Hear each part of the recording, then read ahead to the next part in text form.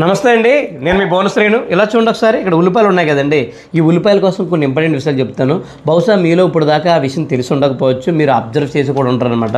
ఈ ఉల్లిపాయ అండి కోసి విధానాన్ని బట్టి మన కూర టేస్ట్ ఉంటుంది. ఆ విషయం మీకు తెలుసా?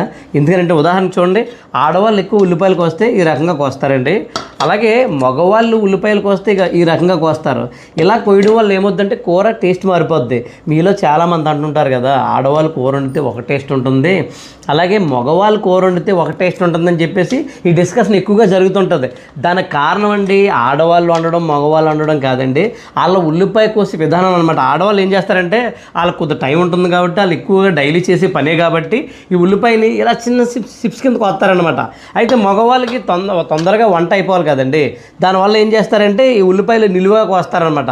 దానివల్ల కూర టేస్ట్ మారిపోద్ది అనమాట. అందులో ఉల్లిపాయలో కొన్ని రకాల కెమికల్స్ ఉంటాయంటండి, అవి కోసి విధానాన్ని బట్టి ఆ టేస్ట్ మారిపోద్ది అనమాట. కాదు చూడండి, ఒకసారి ట్రై చేయండి. నేను ఒకసారి ట్రై చేశాను, ఇదేంట్రా బాబు నిజంగా ఇందులో ఎంత మ్యాటర్ ఉందని నాకు అనిపించింది. నేను 1-2 సార్లు చెక్ చేసుకొని నేను వీడియో చేస్తాను అనమాట. కావాలంటే ఒకే రకం కూరని మీరు ఉల్లిపాయని పలు రకాలుగా కోసి కూర వండండి, టేస్ట్ ఒక్కోసారి ఒక్కోలా ఉంటుంది. కంపల్సరీ చెప్తున్నాను, ఇందులో ఎటువంటి మార్పు ఉండదు. అది మీకు అర్థమైంది అనుకుంటానండి. ఈ వీడియో ఇంతేనమాట అండి. ఈ వీడియో చాలా ఇంపార్టెంట్ వీడియో, మీకు కూడా తెలుసు కదా. కాబట్టి ఇలాంటి వీడియోలు ప్రతి ఒక్కరికి చేరాలి కాబట్టి ఈ వీడియో 10 మందికి షేర్ చేయండి. అలా వీడియో లైక్ చేసి మన పేజీని ఫాలో చేయండి.